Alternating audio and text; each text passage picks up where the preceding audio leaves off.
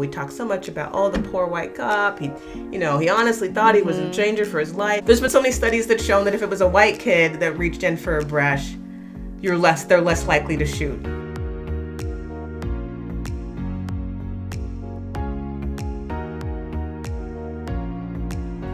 Hi, welcome to Unraveling Stories. My name is Angel Selden, and today I have with me my friend Denise, and we are going to be talking about The Hate U Give by Angie Thomas.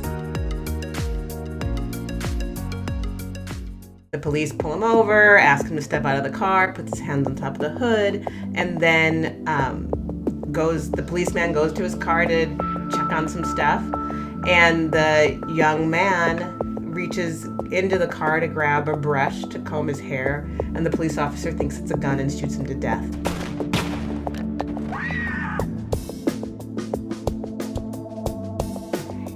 Sapiens talked about the cycle of poverty, which is explored in The Hate U Give. This idea that a black person isn't hired for a white-collar job because they're viewed to be incompetent. This is in Sapiens.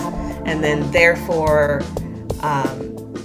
they don't get the white-collar job. And then they say, well, because you don't happen to have a white-collar job, then you must be incompetent. And so it's just this complete cycle. And so that's something that's really explored in the life and the humanity of this young man that was killed. So he, in this car ride, is telling his friend thug life, and he's saying, what that means. The hate you give, F's everyone. And so the hate you give little infants. So this idea that you deprive these young black men or black children of certain experiences, and therefore they lead this whole different trajectory that they wouldn't have led had they been given different experiences. There's a lot of research that's been done on that black boys are targeted at a young age and assumed that they're going to go to prison. Mm-hmm. And they get this messaging, and there's the disciplinary actions that are placed upon black men from when they're in elementary school that sets them up for the school to prison pipeline. Like, there is a real pipeline from school straight to prison. And what are the factors? Is it school performance, detention, the way that they're treated by teachers? So give me more details. So it's all those different things, that they ended up getting more punitive measures, or that there is a lot more, just the general stigmatism that's placed on them. So they don't get the resources because they're assumed that they're not smart. I remember when I was in school, I had a really large, I think I was reading Gone with the Wind or something in a math class in high school. And my math professor says to me, you're reading this book? And I'm like, yeah. He's like, I didn't think you could read such a big book. Wow. And I was like, why not? It was And so there's this assumption that's placed on them that you're not smart, you're not intelligent, you're not going to understand this material. And if you make the slightest, nuisance in class, it's going to be made a bigger, you're going to go to detention right away. Kind of a situation that sets them up with, they're not getting the grades that are going to get them into where they're going to go. They're constantly being penalized for things. Mm-hmm. This uphill battle. And the story of this gentleman in the book, he had a lot of, he needed to make money for his family somehow, and he had to figure out how to make ends meet.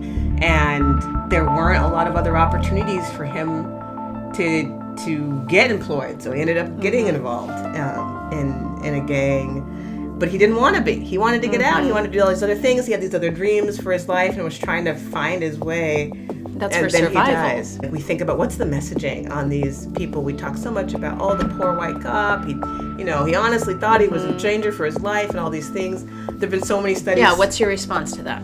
There's been so many studies that shown that if it was a white kid that reached in for a brush, they're less likely to shoot. Right. Than if it's a black person. Don't pull it out!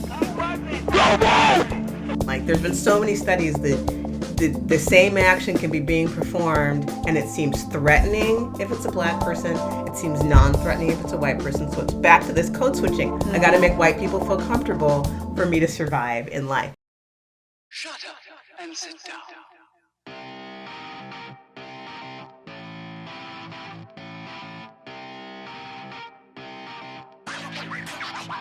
Because race is had such a prominent presence in America, and the fake concept of race is so strongly ingrained in the minds of people that it is very difficult as a person of color to not constantly have to confront your race, especially with white people. The White Fragility by Robin DiAngelo really talks about the sense that white people can't handle it. That they really can't handle black people. They want people of color to be accepting to them so that they don't feel threatened or that they don't feel uncomfortable. And so the way for me to survive in a world where there's a lot of white people is I have to behave in a way that's comfortable to them. The solution for that is white people getting more comfortable, but that's a deep thing.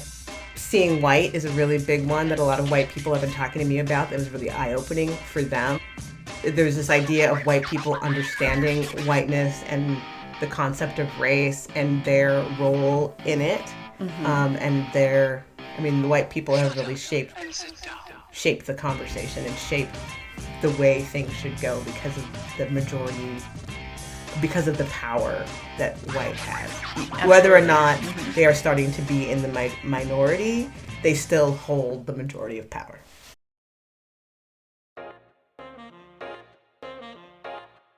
This ties in actually with Sapiens, that science shows there is no such thing as race. How would you even define race? Well, the way it has been defined, they put a definition on it, right? There was the one drop rule. And they said, well, how do you define whether someone's white or non-white? And that's your race. And so, well, if they have one drop of black in them, then they are considered not part of not white, and so therefore they are black. And so that's where you start to divide. You started dividing races before then, but who fits and who doesn't? Well, we're gonna define it by not just the color of their skin, because when you put the one drop in there, someone could look white but not be defined as part of the white race.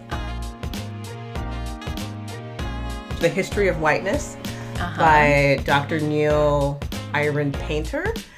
She talks about this, so maybe to go with Sapiens, she talks about the history of whiteness and how whiteness came to be and how the definition of whiteness has changed over time, to who's included in that, where people will say, oh, back in the day, Irish weren't really accepted in America, and how they then, merged became part of white, and other people, were excluded, and so how that's evolved over time, who's in and who's out. Right. Harari, the author of Sapiens, he would say that was part of the imagined order, the imagined reality. False narratives of what it means to be black or what it means to be white, what it means to be beautiful, or what it means to sound intelligent and articulate. And it's all around us, really, and it's always been in the media. The rain in Spain stays mainly in the plain. By the age of 3, a child understands that white is good and black is bad. All these stereotypes and cultural messages, they've absorbed them. Ties in with this book that I just read called Missoula, Rape and the Justice System in a College Town. Consistently, these young women are asked, do you have a boyfriend? What were you wearing? Were you intoxicated? Did this person deserve it, or were they asking for it to be a victim of this crime? The police were immediately asking about his background and, well, was he a drug dealer? In saying, well, what's his background, it's as if to say, well, if his background was a certain way, then it doesn't matter that he's dead. We say, well, was their life even important to begin with? And so that's what they say. No, yes, their life was important to begin with, and now it's gone.